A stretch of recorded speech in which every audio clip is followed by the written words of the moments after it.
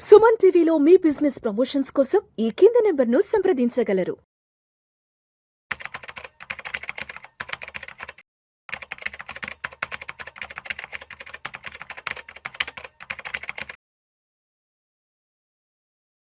అనిల్ గారు నమస్తే సార్. నమస్తే విష్ణు.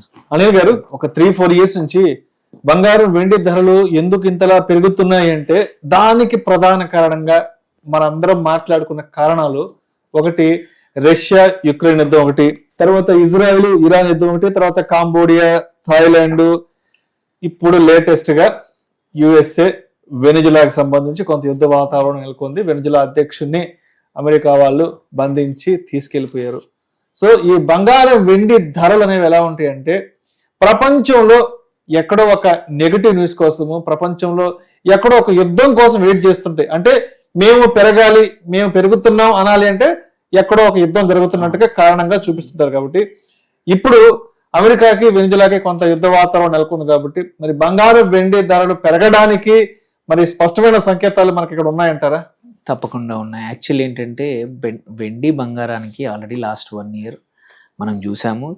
వాటికి ఏ చిన్న నెగిటివ్ న్యూస్ వచ్చినా, అటు ఇంట్రెస్ట్ రేట్లు తగ్గినా, ఆర్ ఎకానమీ బాగాలేదు కానీ, రీసెషన్ ఉంది కానీ, ఇట్లాంటి ఎటువంటి నెగిటివ్ న్యూస్ వచ్చినా కానీ ఎవరైతే ఇన్వెస్టర్స్, ఇన్స్టిట్యూషనల్ ఇన్వెస్టర్స్ ఇవన్నీ కూడా బంగారం వైపు వెళ్ళడం అనేది మనం హిస్టారికల్లీ చూస్తున్నాము. కొత్తగా దానికి సిల్వర్ కూడా యాడ్ అయింది. అది కూడా ఒక సేఫ్ మెటల్గా, సేఫ్ హెవెన్గా సిల్వర్ కూడా స్లోగా చాలా ఇన్స్టిట్యూషన్స్, సెంట్రల్ బ్యాంక్స్ యాడ్ చేశాయి. గోల్డ్ని ఎప్పుడు కొంటాయి. సో ఈ పరిస్థితుల్లో ఇది వన్ ఆఫ్ ద మేజర్ ఏమంటారు ఆయిల్ మార్కెట్స్ కూడా లింక్ అయి ఉంది. కాబట్టి ఇది ఒక నెగిటివ్ న్యూస్ని పక్క బంగారం ట్రేడ్ అయితే ఉందో అక్కడ కంపల్సరీ ప్రైస్ పెరగడం అనేది క్వైట్ కామన్.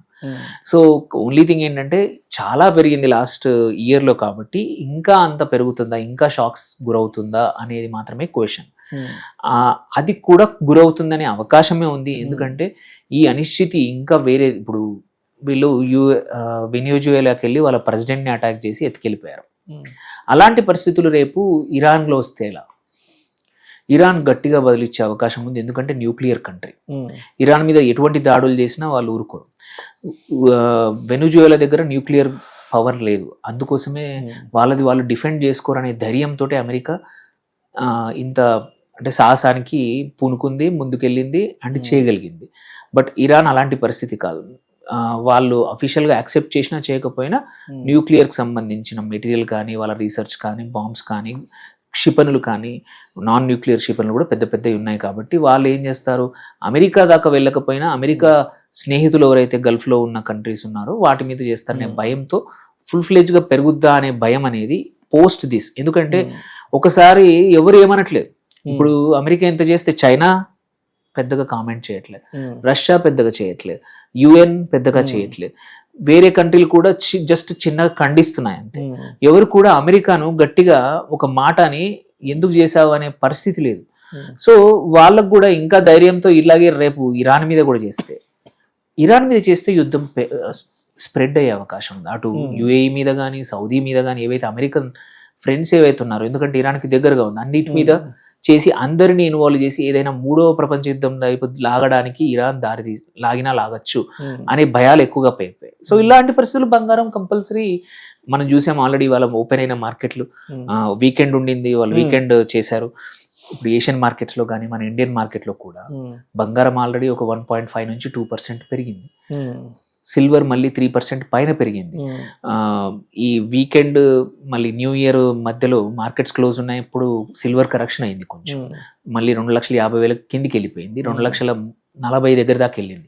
అలాంటిది ఇప్పుడు మళ్ళీ ఒక 7-8,000 పెరిగి ఇండియన్ MCXలో కూడా 2,45,000 దగ్గర ట్రేడ్ అవుతా ఉంది దగ్గర. సో వాటికి ఏంటంటే ఏదో మన అందరూ సంతోషపడ్డాం, సిల్వర్ పడిపోయింది, కరెక్షన్ అయింది, కొంచెము ఇంకా తగ్గుద్దేమో, కానీ ఇలాంటి న్యూస్ రావడం వల్ల ఇంకా పెరుగుతుంది. ఓన్లీ థింగ్ లాంగ్ టర్మ్లో ఏంటంటే అటు వెనిజువేలా దగ్గర కూడా కొన్ని గోల్డ్ మైన్స్ ఉన్నాయి, సిల్వర్ మైన్స్ ఉన్నాయి. అమెరికా ఏదైనా అక్కడ స్టెబిలిటీ తీసుకొచ్చి నెక్స్ట్ ఫ్యూ ఇయర్స్లో ఈ సప్లైకి కొంచెం ఈ షార్ట్ సప్లై ఏదైతే ఉందో ఈ 2 మెటల్స్లో కూడా షార్ట్ సప్లై ఉంది, ఎస్పెషల్లీ సిల్వర్లో ఎక్కువగా ఉంది. ఆ మైన్స్ ఏమన్నా అమెరికన్ కంపెనీస్ కానీ వేరే వాళ్ళు ఎవరైనా ఇన్వెస్ట్ చేయడానికి అవకాశం ఇస్తే సప్లై పెరగచ్చు. అదర్వైజ్ మాత్రం షార్ట్ టర్మ్లో ఈ యుద్ధ వాతావరణం మొత్తం స్టెబిలైజ్ అయ్యేంత వరకు అన్సర్టనిటీ అలాగే ఉంటుంది. బంగారం వెండి మాత్రం పడిపోతుందని ఆశ పెట్టుకున్న వాళ్ళకి మాత్రం కొన్ని రోజులు పక్కన పెట్టండి ఆశ. అంత ఫాస్ట్గా పెరగకపోవచ్చు, బట్ పెరగడం మాత్రం గ్యారంటీ. తగ్గడానికి మాత్రం ఉన్న చిన్న చిన్న ఆశలు కూడా పోయాయి. ఎందుకంటే మొన్నటి వరకు తగ్గుతుందా పెరుగుతుందా, ఈ ట్రంప్ కు సంబంధించిన టారిఫ్లు సరే అంత కొంత శాంతించాయి, ప్రస్తుతానికి ఏదో సాఫీగా సాగిపోతున్నాం అనుకుంటున్న టైంలో ఇప్పుడు మళ్ళా కొత్తగా అమెరికా వెనుజులా అంశం తెర మీదకి రావడం అనేది మళ్ళా కొంత ఈ మెటల్స్ కి సంబంధించిన మార్కెట్లను ప్రభావితం చేసే అవకాశం ఉందంటారు అయితే? అవును, తప్పకుండా ఉంది. అండ్ ఈవెన్ ఈసారి యాక్చువల్లీ ఏంటంటే ఆయిల్ మార్కెట్స్ కూడా జనరల్ గా యుద్ధం అప్పుడు షాక్ గురవుతాయి. ఎగ్జాక్ట్లీ సార్, బట్ ఈసారి అవ్వలేదు.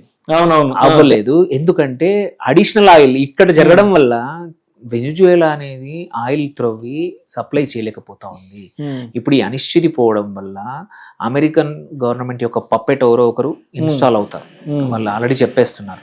ఆల్రెడీ చూడండి వాళ్ళ నేరేటివ్ ఎంత గట్టిగా ఉంటదంటే అమెరికన్ వెనిజుయేలా అపోజిషన్ లీడర్ కి ఆల్రెడీ నోబెల్ ప్రైజ్ ఇప్పించారు ఈ సంవత్సరం. ఆవిడని రెడీ చేసుకున్నారు. ఆవిడని ఇప్పుడు పవర్ లోకి లాక్కొచ్చేసి ఆవిడ కంపల్సరీ అమెరికా చెప్పినట్టు ఇన్వెస్ట్మెంట్లు చేయాల్సిందే, ఒప్పుకోవాల్సిందే. సో ఆ లెక్కన గ్లోబల్ మార్కెట్లో ఆయిల్ సప్లై గ్లట్ రాబోతుంది, అంటే పెరగబోతా ఉంది. సో మంచిదే. కాకపోతే దీనివల్ల మాత్రం సేఫ్ హెవెన్ మాత్రం ఇంకా గోల్డ్ అండ్ సిల్వర్ వైపు ఇంకా ఎక్కువగా వచ్చే వాళ్ళ అవకాశం ఉంది. ఇంకా మోర్ రిజర్వ్ బ్యాంక్స్ ఇటువైపు వచ్చే అవకాశాలు ఉన్నాయి, ఇన్స్టిట్యూషన్స్ వచ్చే అవకాశాలు ఉన్నాయి. కాబట్టి ఎగ్జిస్టింగ్ ఇన్వెస్టర్స్ మాత్రం ఇది పండగే, ఇంకొంచెం పెరుగుతుంది. కాకపోతే ఏంటంటే కుదిరినప్పుడల్లా కొంచెం ప్రాఫిట్ బుకింగ్ పార్షల్ చేసుకోవడం మంచిది ఇట్లాంటి అవకాశం వచ్చినప్పుడల్లా. ఎందుకంటే కొద్దిమంది లాస్ట్ 6 monthsలో ఇన్వెస్ట్ చేసిన వాళ్ళు ఉన్నారు సిల్వర్లో, గోల్డ్లో. ప్రాఫిట్ బుకింగ్ ఎప్పుడూ ఎసెన్షియల్. మీ దగ్గర 10 కిలోలు ఉంటే ఒక 2 కిలోలు అమ్మేసి ప్రాఫిట్ బుక్ చేసుకుంటే ఏంటంటే మెంటలీ సాటిస్ఫాక్షన్ ఉంటుంది. దెన్ ట్రేడర్స్ ఎవరైతే ఉన్నారో వాళ్ళకు మాత్రం ఈ వొలటిలిటీ అనేది ఎప్పుడు మంచిదే, ఎందుకంటే వొలటిలిటీ ఎక్కువ ఉంటే వాళ్ళకి లాభాలు ఉంటాయి. సో ఓన్లీ సాడ్నెస్ ఎవరికంటే వెయిట్ చేస్తా ఉన్నారో సిల్వర్ బంగారం తగ్గుతుందని, వాళ్ళకు మాత్రం ఎప్పుడు అవకాశం రాదు. రైట్. అయితే రీసెంట్ గా వరల్డ్ గోల్డ్ కౌన్సిల్ కి సంబంధించిన వాళ్ళు కూడా 2026లో మొత్తానికి 1,90,000 నుంచి 2 లక్షల వరకు గోల్డ్ వెళ్ళే అవకాశం ఉందని కూడా ఒక 10 days బ్యాక్ చెప్పారు. బట్ ఇప్పుడున్నటువంటి అమెరికా వెనిజులాకి సంబంధించిన యుద్ధ పరిస్థితులు చూస్తుంటే వరల్డ్ గోల్డ్ కౌన్సిల్ వాళ్ళు అన్న మాట నిజంగా కాబోతుందేమో సంకేతాలు కూడా చాలా స్పష్టంగా అర్థమవుతున్నాయి. ఎందుకంటే ఈ యుద్ధ వాతావరణం అనేది స్ప్రెడ్ అయ్యే అవకాశం ఉంది. ఎందుకంటే కౌంటర్ లేదు, అమెరికాకి కౌంటర్ లేదు, ఎగ్జాక్ట్లీ కౌంటర్ లేదు. సో వాళ్ళ దుశ్చర్యలు ఏవైనా సరే, వాళ్ళు ఏం చేద్దాం అనుకుంటే దుశ్చర్య కానీ ఏ చర్యలైనా సరే వాళ్ళు చేద్దాం అనుకుంది చేసేస్తున్నారు. అమెరికా కట్టని చెప్పేవాళ్ళు ఎవరు లేరు ఇప్పుడు. అందుకే అంత పెద్ద పాత్ర పోషిస్తున్నారు. ఎందుకంటే ఇప్పుడు ఇరాన్ మీద ఇలా దుశ్చర్య చేస్తే మాత్రం అటు అమెరికా ప్రత్యర్థులు ఎవరైతే ఉన్నారో, ఒకటి చైనా కానీ అటు రష్యా కానీ ఎలా రెస్పాండ్ అవుతాయి అనేది చూడాల్సిన అంశం. అది వస్తే మాత్రం అనిశ్చితి ఇంకా పెరుగుతుంది. అందుకోసమే హార్డ్ అసెట్స్ సిల్వర్ గోల్డ్ వైపు మల్లుతా ఉన్నారు ఇన్వెస్టర్స్ ప్రపంచవ్యాప్తంగా. అది 2026లో జరిగింది, 25లో జరిగింది, 26లో ఇంకా ఎక్కువగా జరగబోతోంది ఇట్లాంటి అనిశ్చితి ఇలాగే కొనసాగితే. సో మీరు ఉన్నది జాగ్రత్తగా ఉంచుకోండి. కావాలంటే బంగారం సిల్వర్ కొంచెం ఎంటర్ అయినా ఇబ్బంది లేదు ఈ లెవెల్లో కూడా. Thank you sir, thank you so much.